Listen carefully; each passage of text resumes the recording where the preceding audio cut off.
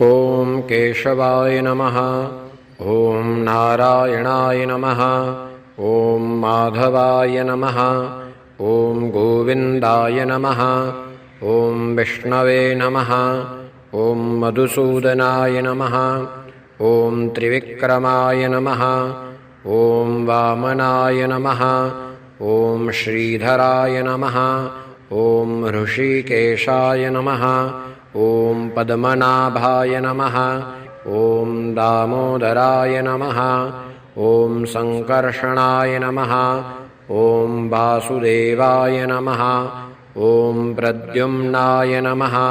ॐ अनिरुद्धाय नमः। ॐ पुरुषोत्तमाय नमः। ॐ अधोक्षजाय नमः।